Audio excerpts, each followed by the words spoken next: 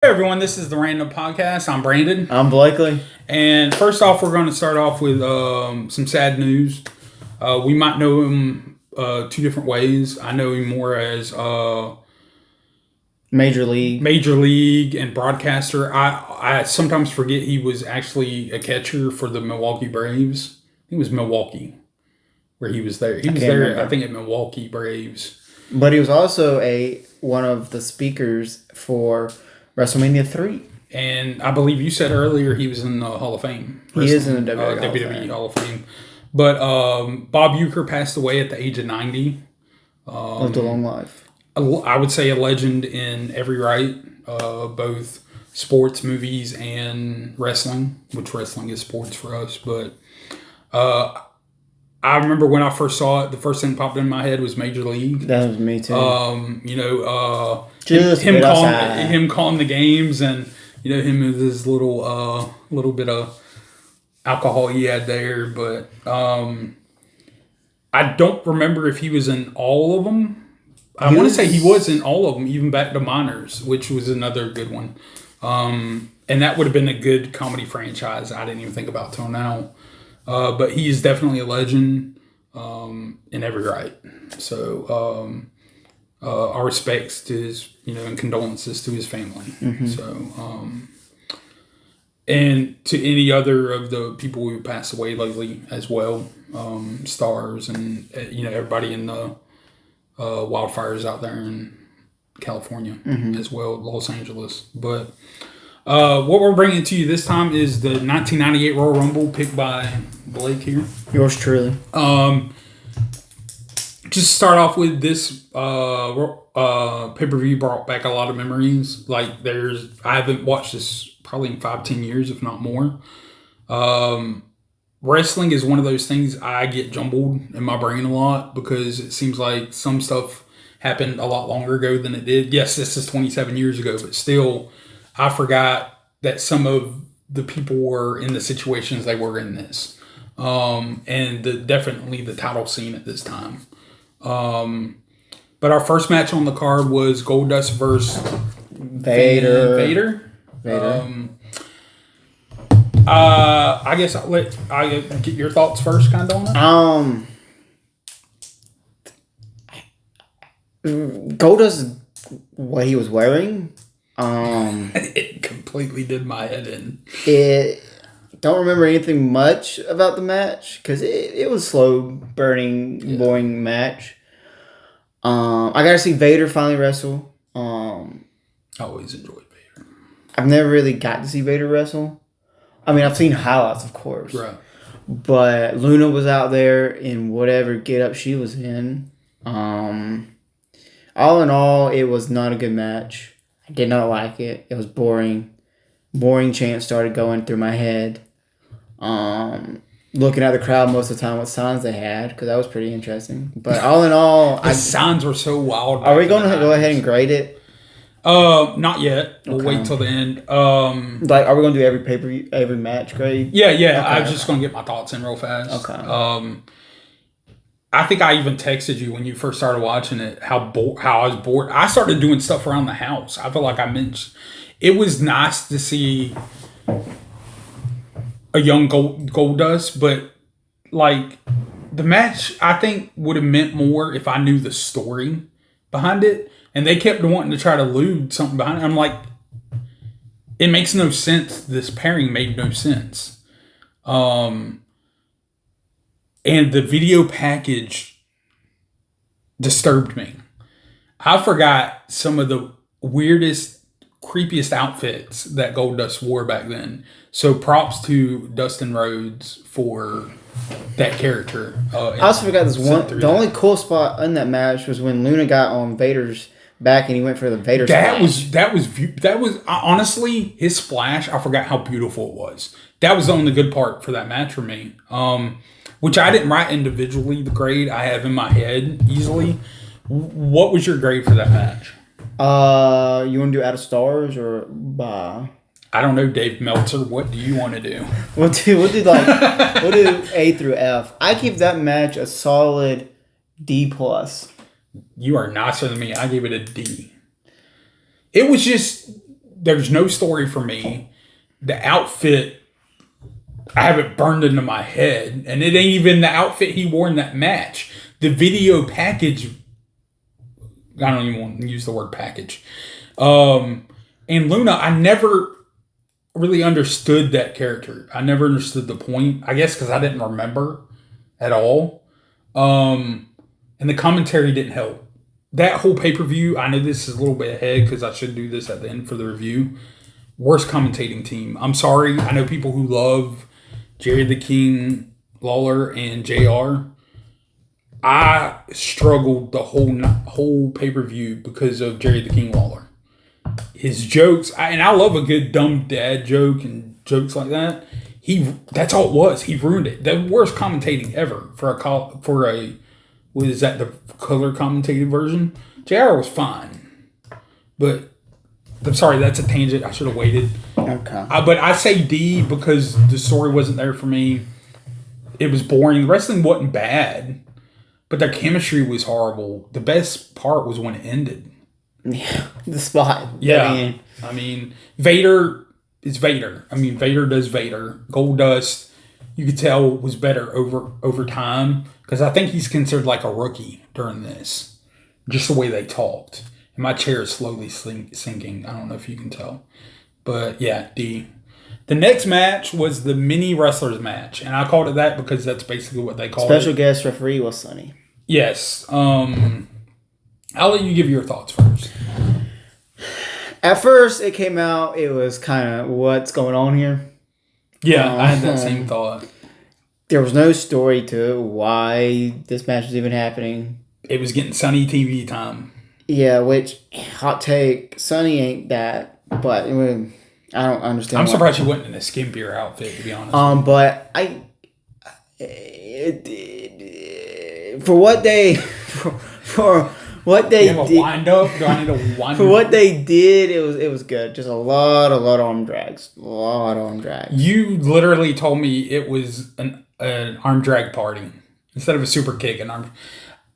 I thoroughly enjoyed it. I did too. But it took a little bit to get in there. There was too many spots to begin with. And I'm like, dude. One side wasn't even tagging in. Like they were just coming. Oh, the villains. Yeah, the villains. The heel side. I guess I love luchador, and then I actually love what they call nowadays micro wrestling. Sonny had no purpose, and I got secondhand embarrassment watching some of the match of the way she was using the one guy, yeah, the I know smallest exactly what you're talking competitor about. ever, to do the where he was kicking him. I'm like, that is like Braun Strowman grabbing Rey Mysterio. And doing the same. It's secondhand embarrassment. They might not have felt that way, and I'm not trying to, it made me cringe. It was just, I've never liked that. You could tell that match was dead because the crowd wasn't even involved in it. Well, the crowd is it seemed so... It seemed so out of place. Why was it done? Yeah, I mean, it was good, don't get me wrong. At least we got a video for Goldust and Vader. We didn't get nothing for this. It was... Some of the moves I was very impressed with. I loved some of the names, and I was like, because one was like Garrison, and I'm like, he's just a mini trooper. But dude, they were, even the biggest guy could move. I mean, it was like the athleticism during some of it was great, and I love a good, 6-way, 8-man tag. I love stuff like that. So that was good. But Sonny kind of ruined it for me. What would you say grade-wise? I gave it a C. Straight C. It was way better than the first match. And it didn't even have a video package. But Sonny ruined it for me. So I would say C-. Because she did not matter. She shouldn't have been there. She was there for eye candy, which that's the way the 90s, that era was. And they didn't even full eye candy it. I was expecting way worse than what we got. But, I don't know. That was, you could just put a regular ref in there and just, because she got in the way a couple of times. Yeah. She actually ruined a couple of spots. Well, and the King Lawler's jokes got so old so fast. A couple of them were funny. I'm not gonna lie, a couple of them were funny, but it was just like, dude, if somebody's feeding you those jokes, you should have punched them in the throat. Like they were, I don't know. He ruined the whole night for me. The third match was The Rock, IC champ, versus Ken Shamrock for the Intercontinental Championship. I really enjoyed this match. A couple reasons. I don't remember a lot of The Rock before The Rock. Like I don't remember a lot of. You could tell in his promo that The Rock was just becoming The Rock. He was almost there. I forgot that he went by Rocky Maivia during that time, but this was a Nation of Domination Raw. And this, yeah, and I even put NOD in parentheses so I would remember. That was one of my factions I liked during that time. I even sent you a text. Now to look behind some of the scenes on it, it screws that a little bit. But the talent was there for NOD. But let's not go past the fact that Ken Shamrock was really good. Mm-hmm. Their charisma was great. I felt even though I don't remember a lot of the story, I felt the story through their wrestling. Like, and The Rock's always been good about that, filling the story behind it, even if it was a garbage story. And I forgot how good Ken Shamrock and how much of a beast Ken Shamrock was. And my favorite part, I'm sitting there, I was like, because, as it went on and the way it ended, I was like, please get the ref. Please get the ref. And then he got the ref, and I was happy. My only thing was, how do you not feel another man's down your trunks? I'm just saying, another man's hand down your trunks, putting in brass knucks. Isn't that a little cold? But I like. But that was great storytelling. Yeah, I loved it. I forget who came out to distract. It was D'Lo, Kama, and was it Farouk or young Mark Henry?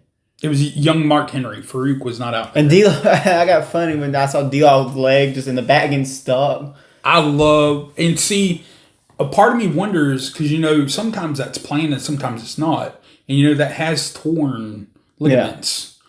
But I don't think it was planned because the ref kept going over to help.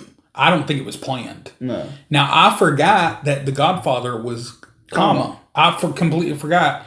And I think one guy who, I don't want to say he's underrated, but people overlook how I actually enjoy D'Lo Brown, even non that faction. I like D'Lo Brown. The head chicken. I loved some of his moves, his specials and stuff. But that was, even the way it ended, I was like, oh, Ken's got the belt. And then The Rock, that was some next tier, I thought. Like you've seen now these days. Yes. I would see, like, that was one of the better matches I've saw in a while, especially because ever so often. And him retaining and the way Ken just went off, I was like, that's how it should be. I want to see faces do that more. I like how, I was kind of confused why he went off of belly to belly. Yeah. I was like, why? Because I was like, why did he? That was such a. But I guess now these days that move is kind of not as special. It was different then. But then I like the ending where The Rock was like, check his pants, check his. Yeah. Check it. And he acted glazed. I mean, it was great. That was better acting than some of his movies. Well, what would you grade this match? Dude, it was pretty high on my list because I had in my head it was not only the best match up to there, but to get in, I'll get into it more later. It's a B plus, almost A minus for me, because even though a lot of this, because I would have been 13 at the time, I don't know how much storyline I would have paid attention at this age, but I felt the story already there, and I felt they connected on the story better with this match. I don't remember the video package beforehand. I don't remember if there even was one. But I felt the storytelling. I think it was just Mark turning on Ken Shamrock. Yeah, and it set that up pretty good. It was also nice seeing an extremely young Mark Henry. Yeah. I forgot how agile he was back then. I like Mark Henry. And it was like 2 years after his World's Strongest Man, the competition of him winning. Yeah, Mark Henry is one of those I would always love to meet. I heard he's great to meet. But it's one of those matches, if say you would never watch wrestling and you go into it, you felt the story in their match. You felt the story. He did a great job as a heel. The Rock did. But I like the fact that both of them got their stuff. You know, it was back and forth. It wasn't just on one side. And then the guy comes back, which we get too much in wrestling, where the guy all of a sudden just comes back. I like that. I like how it was a back and forth. That's why I give it B+, A-.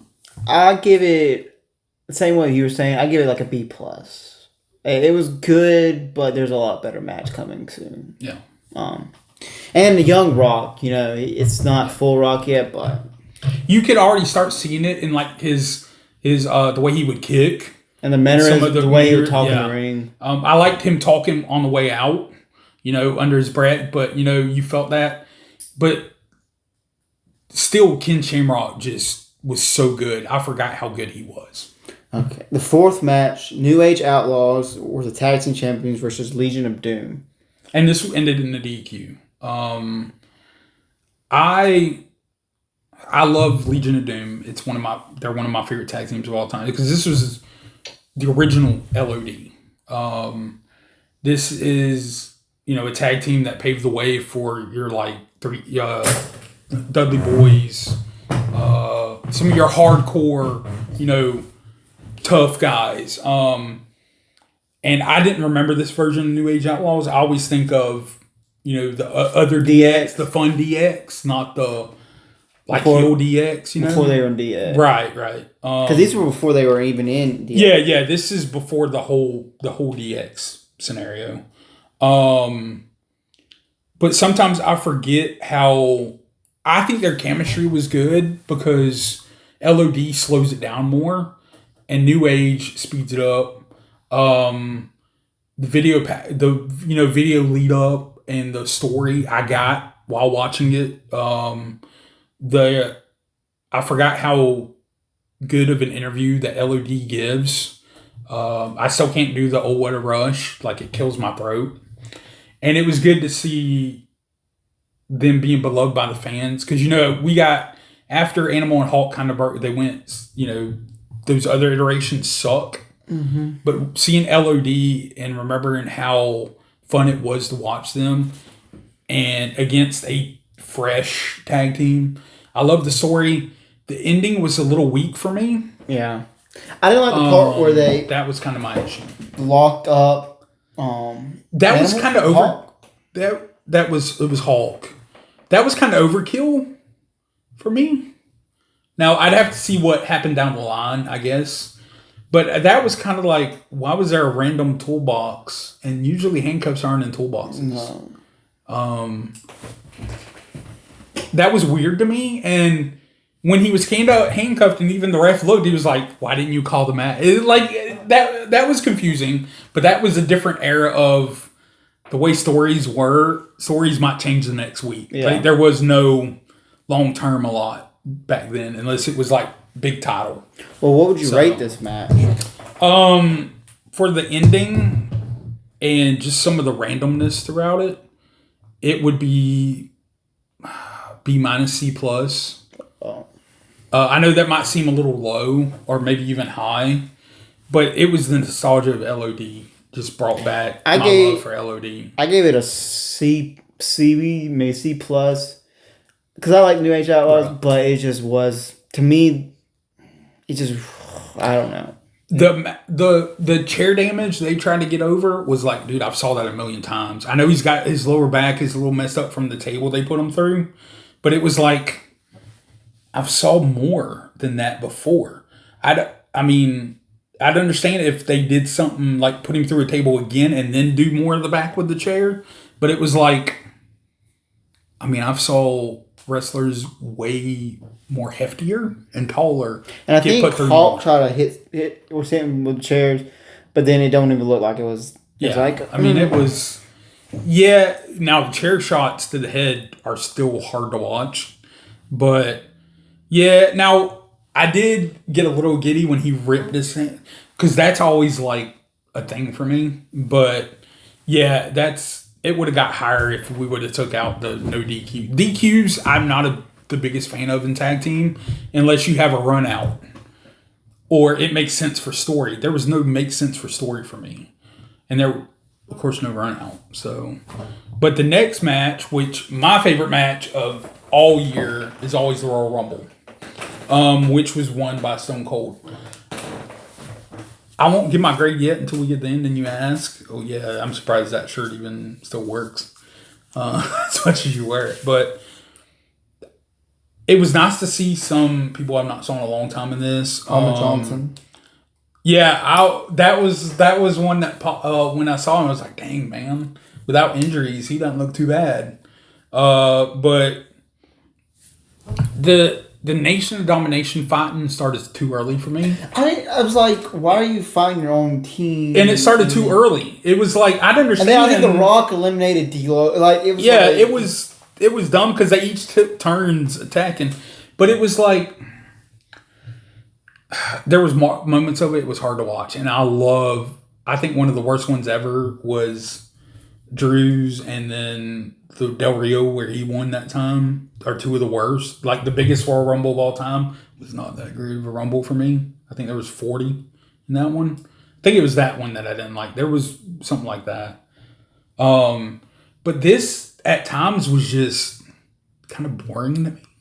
And it was, the fighting was weird, which I've always said this in Rumbles. If somebody's putting somebody over there, I'm helping. I'm not going to go get them. It was so weird because I've always hated that. The Rock hits that people's elbow, yeah, and there was no reaction, nothing. I was like, "That's the people's elbow." But see, then, during that time, but then I kind of think I was like, "This was before the people's elbow was even a thing." Yeah, it was just the standard move. It was just that's a weird standard move, but. Yeah. But I mean, and then there was a guy named Zara come out, this big 7-foot tall. Oh, you're talking about Kurgan? Yeah. I've met him.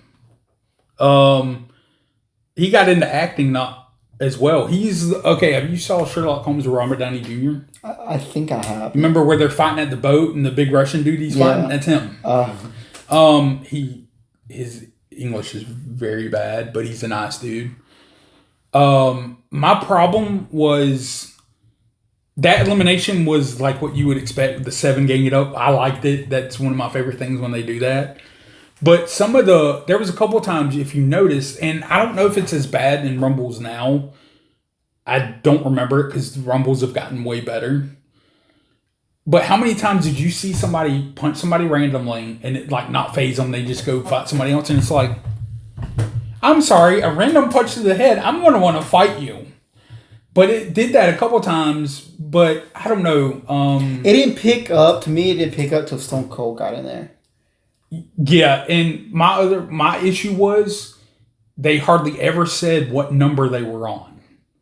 And maybe that's not a big deal to me. They would say if you don't have the dang clock, but you ain't going to have, and they didn't have, sometimes they wouldn't even mention who was coming out. Because they were talking about who was in the ring. And when Jeff Jarrett came out with hair, I was like, is that Jeff Jarrett? When he attacked Owen Hart. To me, I've never seen him with hair. I've only seen him with trim. The trimmed up. I remembered that, but I forgot he was NWA at that time. And talk about how young Jim Cornette looked, too. But him attacking Owen Hart, I was like, what's the story here? I don't remember the story. But then Owen Hart coming out later, and I loved that grizzled Owen Hart look. I loved when Vader came out. I didn't expect Vader to be, I think he was 30. I didn't expect that. But I don't know. It was one of the weaker Rumbles that I remember. But I guess what was your grade? I give it a B minus. It kind of to me picked up a little bit with Stone Cold coming in there, and then it finally picked up, and then to the end where it was just Rock and Stone Cold. I think it was Stone Cold was around 23 or 24. Yeah, and the Rock was like 4. Yeah. Yeah, it was nice to see Rock in there that long. If I had to give it a grade, I would get C+. Mostly because some of it was just like, I know we still get it in Rumbles now, but some of it was just like dude, why did you just stop eliminating him? I know we still get that, but it's like I know you're saving a spot maybe for somewhere else, but you're all making it too obvious. Like it was too obvious. I like some of the team ups, but why? And I think commentary helped ruin this. Why did you make such a big deal of DOA versus the NOD? But then they would only attack him for like a minute and then move to someone else. Yeah. You made it a huge deal between like 8 Ball, which is the ball Soccer. guy, and then the other one. But then they only fought like D'Lo or one of the others for like 2 minutes. And then they were all waiting for Stone Cold to come out. For Stone Now Cold. that was a good part where he came in, and the Owen Hart coming out was good. And then the same way with like the Godwins and the Headbangers. How often they didn't fight, but maybe 2 minutes. Now it was good. It was good seeing the Headbangers again because I always liked them. And then the eliminations were so random. It was just like some of them they didn't show. What and they didn't even say they got eliminated. And then Rock got eliminated. Ken Shamrock. Another best part was Mick Foley coming out 3 different times. Yeah, that was great because like when he first came out, it was Cactus Jack, right? Mm-hmm. And then Chainsaw Charlie, which is which was stupid. That was so dumb. Terry Funk that was dude. I actually was sitting there worried about the chainsaw because if you've ever worked a chainsaw, it's not really something you should be doing what he was doing with. But after he got eliminated, I didn't really pop. But when he came out as Mankind, I popped. I was like Mankind because I always loved Mankind. Was like one of my favorite. Catch That was fine. Dude Love was okay. Love Mankind. But other than that, the C+, it was just for the randomness. It was just too random for me. Now, back then, it might have been an A. And I love Royal Rumbles, but this is not one of the best. But then the final match. Shawn Michaels versus The Undertaker in a casket match for the WWF, at the time, championship. Yes, which Shawn Michaels ended up winning. Shawn Michaels did not win. This was a match where, if you're a wrestling fan, which I hope you are, this is a match where Shawn Michaels' back messed up on him. Mm-hmm. Which I was watching the match. I kept looking for that part. I guess I zoned out or whatever. I think I have an idea of when it was. Because I watched the match and I never saw it happen. I think it's when he throws him and he bounces off the casket. Because I went back and look at a highlight because I don't know if I was doing something at the time. Right. But it's when Undertaker's close to the rope, Shawn Michaels is running to him and it's a backdrop over it. Yeah, he backdrops and I don't know if the casket was meant to be open, but he bounced like mid and then landed. It sounded hard on that floor. Right on the lower back. Yeah, and I think I was tore on this match, mostly because I didn't remember a lot of it. And I think this is one of their, like, considered first part of their rivalry. They don't have a right. It was like later. But you know what I mean? Like, when they talk about the retirement of HBK, you know, the first Triple retirement. H and Undertaker and the WrestleManias more nowadays. They allude to this match as being, you know, one of their first big matches, if not the first. Yeah.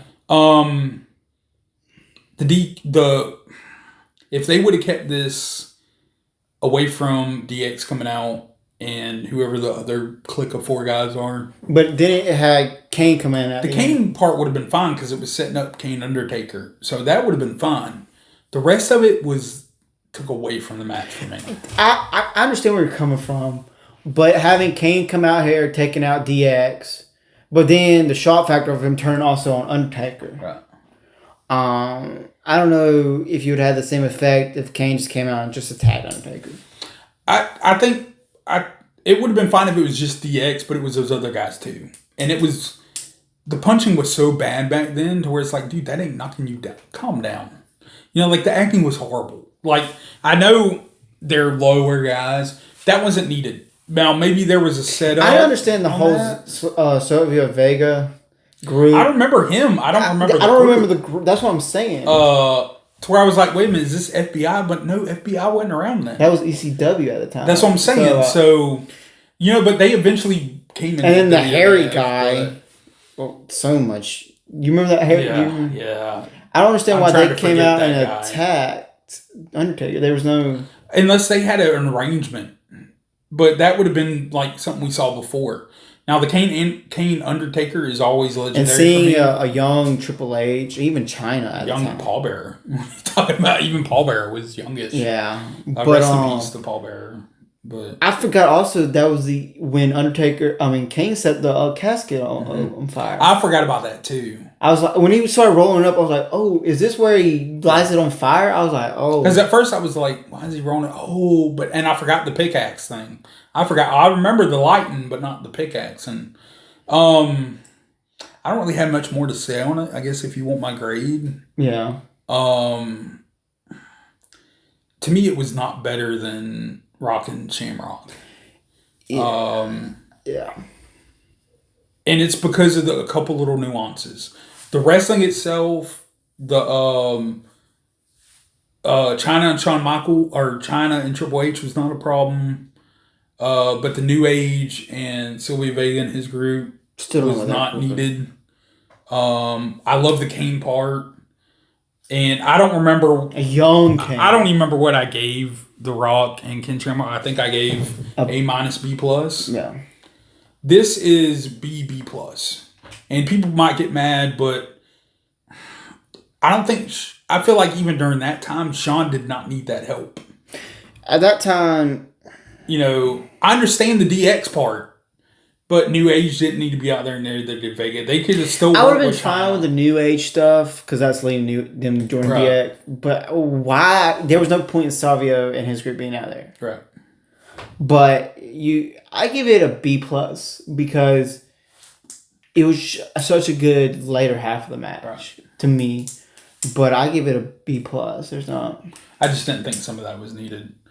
But what'd you give the overall card and show? I'm trying to think because Goldust and Vader brings it down so much. Mine is like a B- C+. Just considering where I think you take out. I think it was a good start because you had. I think if you take out Goldust and take out the Vader, first half of the pay-per-view, I think, or the first 30 minutes, I think you'd be fine. Yeah. You could leave the mini in there because take out Sonny. What ruined this pay-per-view for me as to why it gets a C+, B- for me. And if you want to go just say hard, not to let it grade C+. Commentary was trash. I don't care what anybody says, that was trash. And they've done better work. I've saw better work from those two. But Jerry the King Lawler, I'm going to be honest with you, has never been that great as a commentator anyway. Now, maybe later years with Michael Cole, but Michael Cole carries anyway. You could probably put anybody with Michael, especially Michael now. But that Goldust Vader was just garbage. The fact that sometimes we got video packages, sometimes we didn't. Sometimes we got interviews, sometimes we didn't. The stuff that elevated was, them looking for Stone Cold, but there should have been more of that. They made it, everybody's looking to get Stone Cold. They did three little videos. That's not a lot. It was good to see certain names like Steve Blackman again. Oh, yeah. I popped the Headbangers. I did. When I saw Steve Blackman, I was like, I forgot how jacked he was, how athletic he looked. But C+, it's commentating is a big thing for me. I wanted to mute it. That's how much I wanted to mute it. If it was not for the interviews here and there, seeing the young Michael Cole was not, that was his first show. Michael Cole. But commentating was just so bad for me. That's why I get C+. But I love Royal Rumble. The Rumble, it was good to see Stone Cold win. It was just, even the way it ended was so anticlimactic. It wasn't even, like I saw it coming. Like, even though I knew he won, because we had talked about it, it was anticlimactic to me. There was no, It was a bigger thing of Godfather getting eliminated to me. Well, Yeah. Farouk getting eliminated. Okay, this threw me off. Blackjack Bradshaw. Yeah. I did not remember that. I was like, when he came out, When did he look like that? had like a hammer mustache. Dude, he had that goatee, and it was gorgeous. But I think this was before APA. Yeah. So I'm thinking, wait a minute. Because that's what when I saw Nation Domination, I was like, wait a minute. I don't remember some of this. Because I thought Nation Domination was because the Ministry older of than Darkness, the Acolytes is a year away from that. Yeah. So now. my brain was like, wait a minute. I thought this was older than, so. But yeah, I would say C+. So. Okay. Well, going into present time. Yes. We have our... Don't know what that yes was. But. Present day Royal Rumble 2025. Which is February the 1st. Not next Saturday, but Peacock. On the Peacock. I call it Peacock. It's Peacock. 5 o'clock or 6 o'clock. So I will be definitely geared up because it is my favorite pay-per-view of the year. We are starting off with the men's Royal Rumble. The last 5 entrants. Because we're not doing the full, because this will be a long time. Now, I could do it. I could do it, but it'd take me like a month to think about. Well, I'm gonna start off with my first 5. And just to elaborate a little bit, it's the final 5, so 26 through 30, an NXT, a legend, and a surprise, like outside of WWE. Yes. And since technically I didn't add I kind of factored TNA in because they've been partnership. And just a little bit, they did sign a new partnership with WWE. We said we were going to mention that. I almost forgot it. They did sign a new partnership with TNA. And so it's but to mainly put it out there, it is for NXT tapings, not like regular Raw, SmackDown. It's NXT and TNA. Yes, but TNA can appear at any PLE. Did they say that? Yes, that's part of what I understood it was NXT primarily, any PLE, and I'm assuming PLE across every brand. And there was like 2 other things. But you won't see a Raw or SmackDown being on TNA. Right. And it shouldn't. I don't unless it's like a special person that's on the roster. Right. That I'll say AJ Styles. Like went back down to NXT. Or, has a special relationship with TNA. With TNA. Like maybe Nick Aldis. Yeah. Something like that. Look out for our short tonight because I'm planning on posting maybe a small video of me just recording. It won't be in this type of setup or a short because I'm watching. I don't know if you're going to watch it. No, probably not. But I'm going to watch TNA Genesis tonight. I might be asleep by 8 o'clock. I've never watched a TNA pay-per-view before. I haven't saw one since they were but look out for that. But to get into this, I'm gonna go through my first 5. At number 26, I have CM Punk coming in. It's clobbering time. At number 27, I have Drew coming out here. Oh, Drew McIntyre coming out because everything with CM Punk this past year, everything that's going on Raw right now with, and then that gives me to my next guy who's facing tomorrow night. Seth Rollins comes out. What number is that? 28. Okay. Remember what number he comes out to go against Punk and McIntyre. They're rubbling, they're tumbling together. Make it sound not like a wrestling match. For the trumpets at number 29 for John Cena. I don't got John Cena coming out at 30. John Cena? John Cena. I love Santino. John Cena comes out at number 29 just because the history he has with Seth Rollins. CM Punk history. I don't know if he's got that much with Drew. I don't know that he has any. Not with this new Drew, at least. And at number 30, the Tribal Chief, Roman Reigns. You're not throwing up your ones for your OTC? I don't know if they can see that, but there's a 1 up there. For Roman Reigns at number 30. And the 1. Coming out at number 30 because he is the Tribal Chief. He ain't going to be in there at number 15. He's coming in at number 30. And we will be giving our winners after all 8 is my NXT person is Trick Williams because he's going to whoop that trick on Carmelo. I hope he destroys him. My surprise is Matt Cardona. He's already said he wants to return back. The internet champ. Indie darling. Woo, woo, woo. I always remember him as Zack Ryder. My legend is RVD. You didn't do that. RVD. Now, don't give your winner yet. That's mine so far. So mine, and we have kind of the same in the final five. But different. Obviously the same, but well, not only that, but I think there's two different in our final five.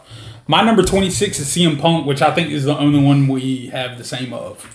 I think CM Punk, we were going to do 1 and 2 and then the final five, but my thing is 1 and 2, as many Royal Rumbles as I've saw, it's way too random. To me, it's too, unless they actually do the drawing and show you, I think it's too random. That's why I didn't want to do it. I know all of them are random-ish. Random. And then 27, I have Seth Rollins for a couple reasons right here. The CM Punk, he's fresh with it. He's fresh on that. Mm-hmm. I don't know if that was a great wording. But then when you see who else I have, it makes sense. I got Roman Reigns at 28. The reason I don't have him at 30 is because I don't think he needs 30. Not saying anybody needs 30, but like 28, I think is perfect for him because that way he's got people after him be like, oh no, is he going to make it because of who else I have coming out? Obviously not who number 29 is, which is Rey Mysterio. I put Rey Mysterio here. Well, I did this because of what Kevin Owens. Kevin Owens is like my guy right now. And him going like, if you win the Rumble, you can have a shot at this. Talking about the, 88 championship? The Winged Eagle. The winged one. That got me thinking, do I want Ray to win the Royal Rumble to see him against fake champion Kevin? I want that. But I got Ray there because I don't think all Final Five, not saying Ray's not a big name, but he's not the Ray of Batista versus Ray or Ray versus, he's more of a setup now. He helps. He, puts people over. He's the next generation Ray now. And then I put John Cena at 30 because it gives me memories for, you come back from the injury and the pop. He's going to get a pop no matter where he hits, but I put him at 30 for the major pop. Now we might get Roman at 30, which Roman would be a good pop too. But my thing is with like Roman, it could be from anywhere and I think it'd be fine. But yeah. Cena out 30, even though I'm not the biggest Cena guy, I would pop. I pop anyway when Cena. Even though that could be a good story because it's his last chance. He also is on a losing streak, and you're coming in at number 30, which is kind of an advantage, and you still. He can still lose. But my NXT is Ethan Page. I think for the same way with Trick. Trick and Ethan are ready. They're ready now. Ethan Page, to me, I didn't see him before NXT, but seeing him in NXT, I think he's definitely a future with Trick, easy. I think you could throw him in the championship right now and it'd be fine. But I got Ethan Page, and I think both of ours are kind of a lock for happening. I think it's the perfect setup with Ethan losing the championship a couple weeks ago or a month ago, and then Trick losing not long ago. To Obafemi. And Obafemi is another future, maybe even the future behind Trick. My legend, and I think it's probably a shoe-in because every year he tends to show up, Booker T. And Booker T just had a match against Zilla, and I think he won. I think he beat Zilla Fatu. Booker T is he's a legend in all rights for me, in all facets. I love Booker T. And my surprise, or I put other, because I thought outside other companies, kind of like you did, I put Keith Lee. I think if you don't want to see Keith Lee back in WWE, I think you're not a wrestling fan for me. To me, I just want him to return. I think he is still a beast. I think he's still a beast, and to see him and Michin, wrestling, and he's a Triple H guy, and I think Keith Lee's another one of those you can throw right in any championship picture, and I don't feel like we ever got the Keith Lee we deserved, or we should have got. Not Bearcat Keith Lee. So, question is, who do you have winning it all? I got CM Punk winning it. Why do you think Clobbering Time is going to win? Or Miss AJ Lee? Why do you think Miss AJ Lee is going to win? Chick Magnet Punk. Phil Brooks. He's the only one I have a feeling that's going to win. I kind of think I'm regretting my pick now because he's got that. Like, it's already locked in. I'm going to go Punk either way. You got $5 on it. I got Punk because he wants that main event at WrestleMania. He wants that spot. But then in my head just popped up his thing with Paul Heyman. Yeah. So, but I'm sticking with Punk. I'm not going back. I chose our tribal chief with some ones, our OTC. And the reason I say that is, yes, I know I made the case earlier he doesn't really need it. But like what you said with Punk, the reason I didn't choose Punk because Heyman. I know he doesn't need that, and I know a lot of people are like, oh, we don't want Cody and Roman. Different Roman. Who's to say Cody has it at WrestleMania? A part of me, and since the Royal Rumble's coming up, and we're giving our picks, I wouldn't mind Kevin Owens getting that win. And who's to say, we don't get the man he hates the most, Roman Reigns, versus Kevin Owens at Mania. It could be some. It's not going to happen. It's a dream kind of for me. But I don't see you giving CM Punk the win for him to go after Gunther. I don't think that's needed. That's why I didn't choose CM Punk. Because why would you have him go after Cody when Cody's got like 3 stories right now, 4 stories? But see, Seth could end up beating Gunther, and then there's that. Yeah, so I mean, it's kind of, but then he's got that favor from, Paul Heyman, who's the legend that, is, but that's my only thing is like, it's almost too much of a toss up, and that's what I like. I like the fact that we have to have these guesses and predictions, unlike, because there's been sometimes leading into the Rumble, we know where they're coming out at, and I'm not big on that. I feel like you take away the pop, So we also did the women's. We did the women's a little bit different. And I say we go back and forth on our picks on this, if you're okay with that. Yeah, that's fine. But we did 27, 28, 29, 30, NXT, a legend, and a surprise. We did a little bit. No, we still had the same amount, didn't we? 5. No, we did 7 for the women. I didn't do it. Did you do a 26 pick? For the men? For the women's. No. Okay, so we didn't do as many on the women's. I struggle sometimes with remembering who's in WWE anymore. Or who has the title. The titles is what was throwing me off earlier. But for my 27th pick, I have Liv Morgan. The reason I have her there, I don't think she's going to win at all. I know that's early prediction. But I think she's going to be like, not back of the pack, but she's going to drop down some in the rankings, so to speak, if they did rankings anymore. I think she's just up here for star power at the end. And I know some people might, she's not a star. She's, over the past year, she has hit that plateau to where I think she can be considered a star.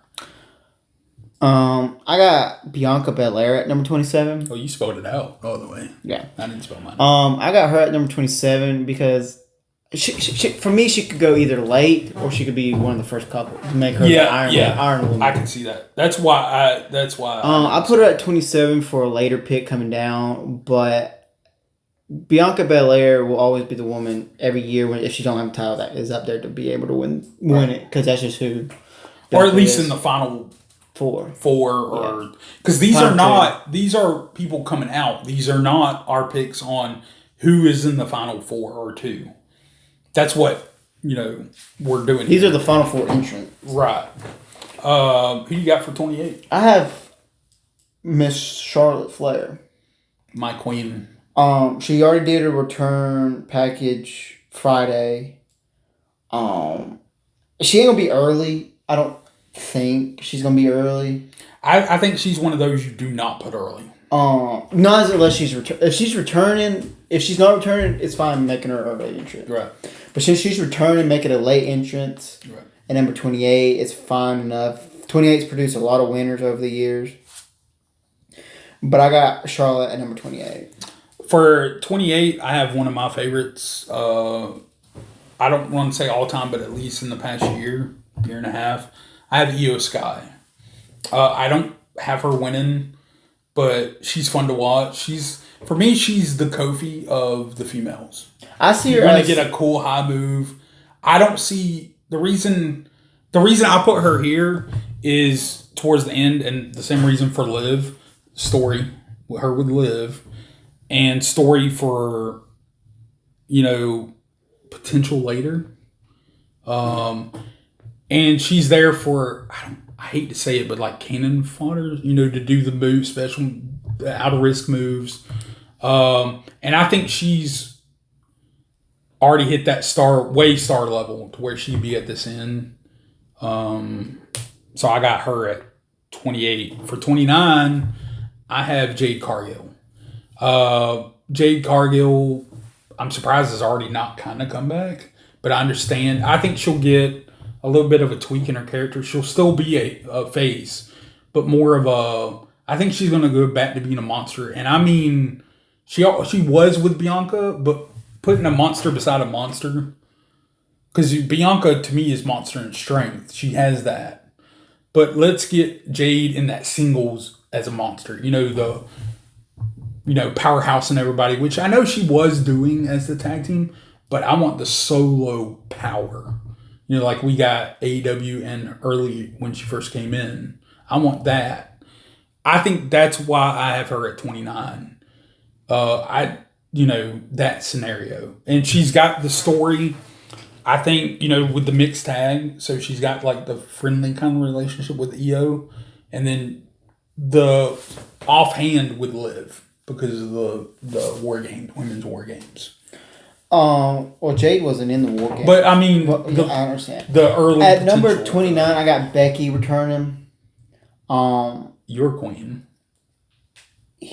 I have her returning at 29 because she is big enough for 30. But I have someone bigger at number 30. We're not bigger in like superstar. You don't get the pin again. Superstar wise, Becky's like bigger than most of the men. That's just not me. I would say like 90%. That's not me saying a fan. That's just the whole cold truth. Yeah. I got her turning at 29. Because to me, her returning should not be first 10 or first 20. It should be later on. Yeah. So that's why I got her at number 20. But at number 30, I have Jade Cargill. The story of her being out.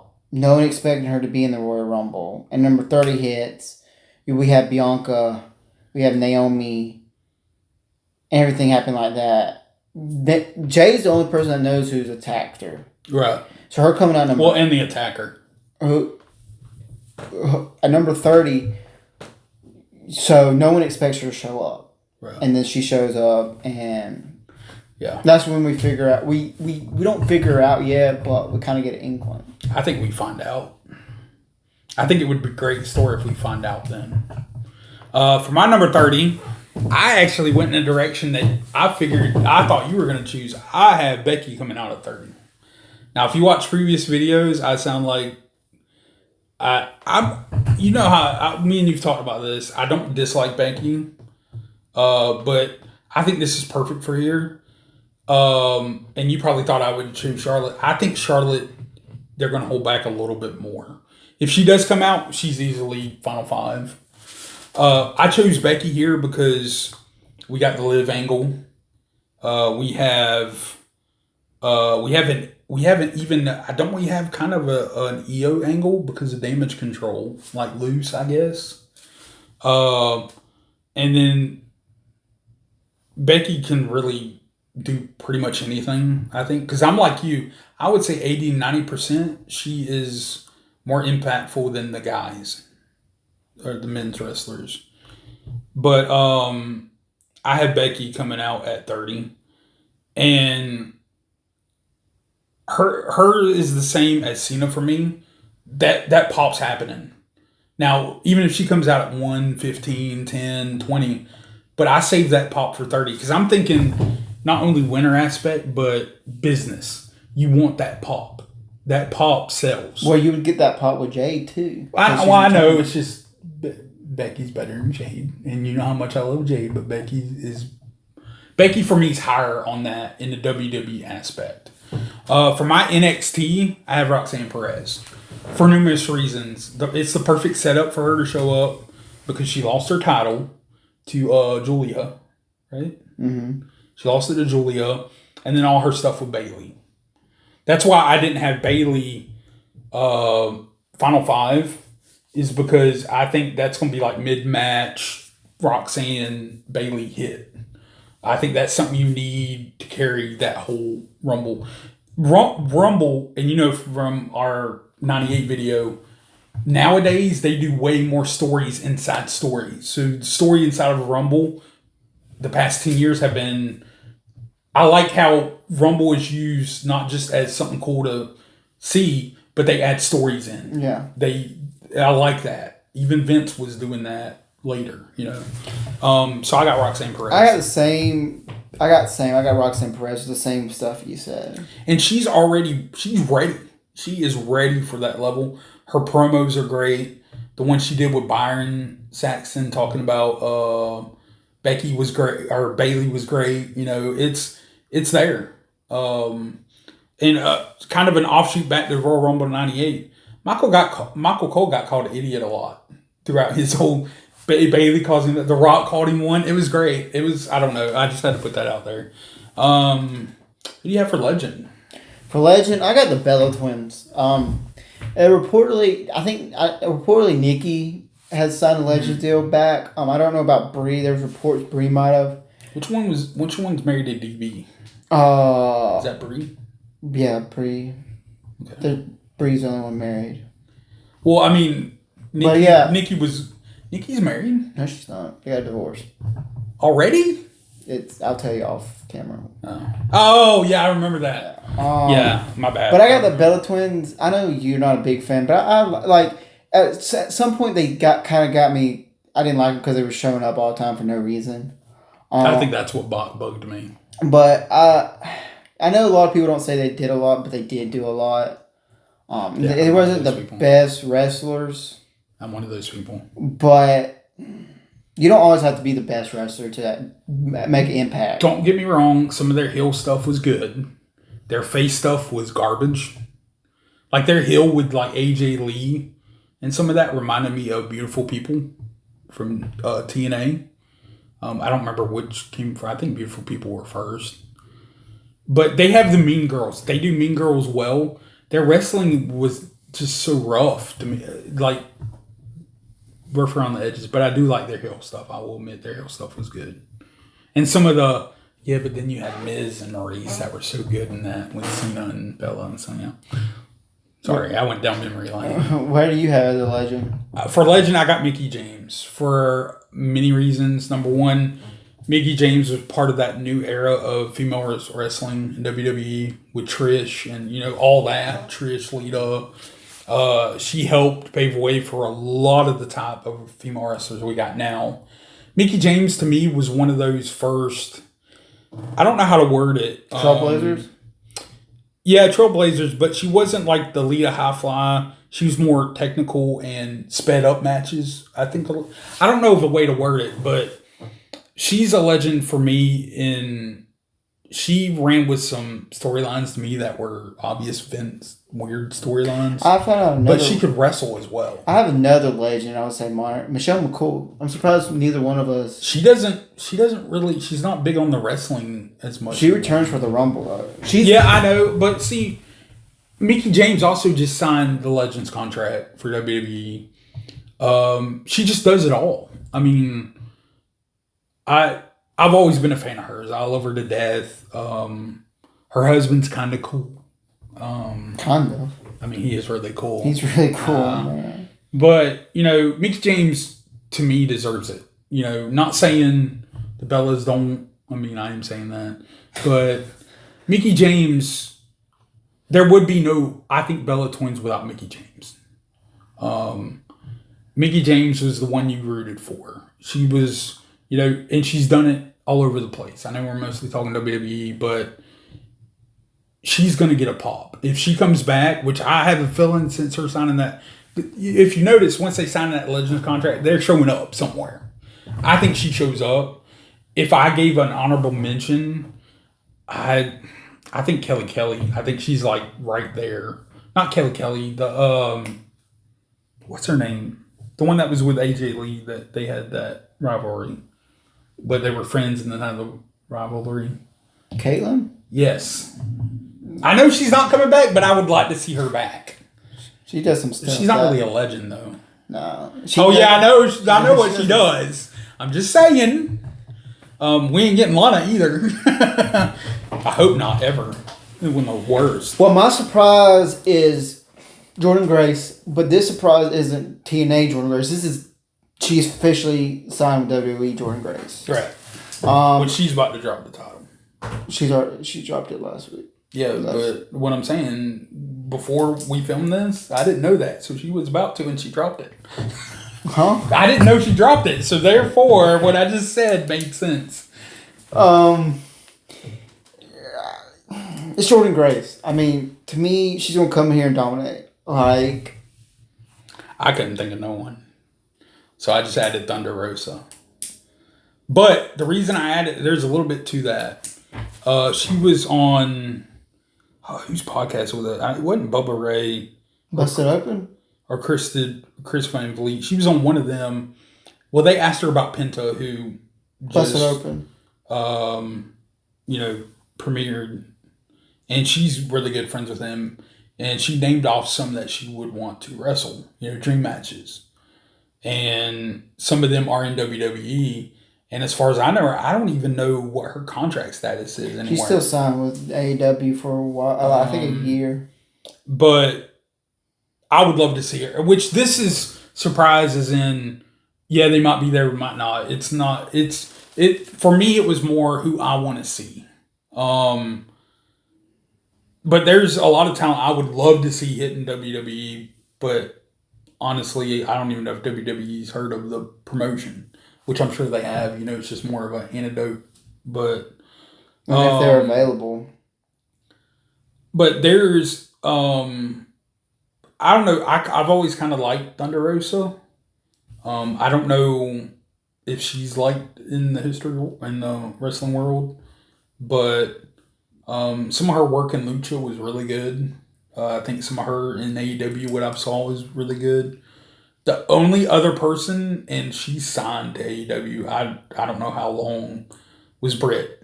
Yeah. I would love to see her with her MD gimmick, her actual gimmick that she's got. Not something off the wall, but her actual Britt Baker, her gimmick. But I don't see her ever, really. At this point now I do, because of how much... And I think she's even said she would, but... Because as bad as AEW's treat her, I think she's ready to be gone. Yeah. I don't know. That was harder to pick. The men was a little bit easier because I love Keith Lee. Which did we give an honorable mention on the men surprise? I couldn't think of any. Malachi Black was the only one that. But his contract ain't till February. Yeah, and there's so many. I don't know. I'm ready for the Rumble, which like I said, it's my favorite, and I know we're gonna get like Shinsuke in there. I'm hoping anyway. New Day's gonna be in there. I'm gonna be honest. A return, I wouldn't mind seeing. Which we didn't do. We kind of did injury returns to an extent. I wouldn't mind Big E popping up and just eliminating one of them. Not even a full wrestle, just eliminating one of those. And I think Xavier is who I would want him to. Because I think Kofi's like on the fence with some of this. Even though he's doing a great job. I don't want them to do what they did last year. I'm sorry, not last year, with the Money in the Bank. let's not ruin this. Let's use who wins, not just like make it crap. Because sometimes in the past we've had people win the Rumble and then it just turned out horrible. And I don't think we're gonna get that, but I'm still sour about Money in the Bank. I can tell. I yes, I hated it and I understood it at the same time, but still, you could have put that on so many people and did that so many different ways. Is there any specific match you want to see happen at the Rumble that hasn't been announced? Not specific, no. I only mentioned this because I would like to see it, and me and you kind of talked about it, which you think it might save for WrestleMania, which probably would be better. A 4-way tag team match between Motor City, Los Garzas, I think is what they're called, Pretty Deadly, and DIY. I would love that. I think that match would be great. The problem is I would want it in a ladders match, but like you said, we're already getting KO and Cody. Which we can't give a prediction on the whole pay-per-view yet because we don't have it. No. I guess we can give it on what we know, KO and Cody. Do we know any other matches other than Rumble? There'll probably be one more added to there, but there's usually only, I think, 3 or 4 matches. 2 Rumbles and 2 matches. I don't see us getting a women's title match anywhere. I don't know who another match could be, but who do you have between Cody and KO? Cody. Cody ain't losing it till WrestleMania. With it being a ladder match, I think it's going to be grueling. I think it will be grueling. There will be some ladders broke. I think Cody does win, but I think we get a surprise at the end. I don't know what. I'm hoping when Randy returns, and the reason I put him in Rumble because I think they're holding him out. So if like one of our guys, like say Matt Cardona returns, but in the Cody Rhodes match, does that count or does it not count? No, that's only Rumble. Or what if he also then shows up in the Rumble? No, only Rumble. My thing is I want Randy to come back as a heel. I'm ready for heel Orton again. But he would have to go after KO first. Not really. It could have been a setup the whole time. It was a play. So he took a power driver just as a play? Dude, they've done worse in history. For people have been ran over and thrown off crap. I don't know. I look for the Rumble this year to be great. Is this the first Rumble? Full Rumble under Triple H? No, last year was. But I think it's going to be good. I think we're a shoe-in on NXT and Legends. Maybe not on females. Female NXT I think is guaranteed. I think the Legends are more spotty. I think your Jordan Grace is going to be kind of more of a shoe-in. I think my Thunder Rosa definitely is not because I think she is signed to AEW still. But I think the highlights of the men's are going to be Penta related. Xavier always has, Kofi always has one. All his is always fun. What if he doesn't do it this year since they're heels? It would be understandable, and I think I'd be fine with it. But I think there's going to be at least 5 or 6 pops. Easy. As long as Alberto Del Rio doesn't show up, we'll be fine. Not a fan. Just not a fan. Or no Chris Jericho show up. Which I know he can't because he's under contract, but what is that guy doing? But I think it's going to be a good Rumble. Looking forward to it. Can't wait to review it. Do stay tuned. In 2 weeks' time or thereabouts will be our Royal Rumble exactly review. 2 weeks. Yeah. Well, I mean, when it uploads, maybe 2 weeks. Close enough. Anyway, close enough. We will have our review of the Royal Rumble. This video will be out in a week, so it'll be between now and Rumble. Sunday before Rumble. And also as well, stay tuned for this week. We will be doing our college football pick, or not college football, NFL. By that time, it will be Championship weekend. it will be actually.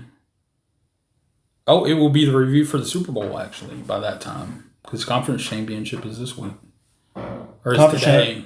Today's divisional round. Yeah, so next week will be, or just stay tuned. We will be doing random lives here and there. You said you might do one after TNA. I might do a video.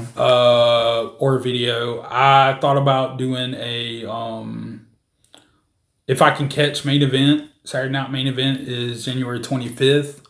I might try to do one. I don't know, but I will definitely be putting out. We will be doing more lives. We have a lot coming in the pipeline. February is going to be busy like crazy. So reviews, all kind of stuff. Oh yeah. Our usual programming. So until next time, we'll see you later. Peace.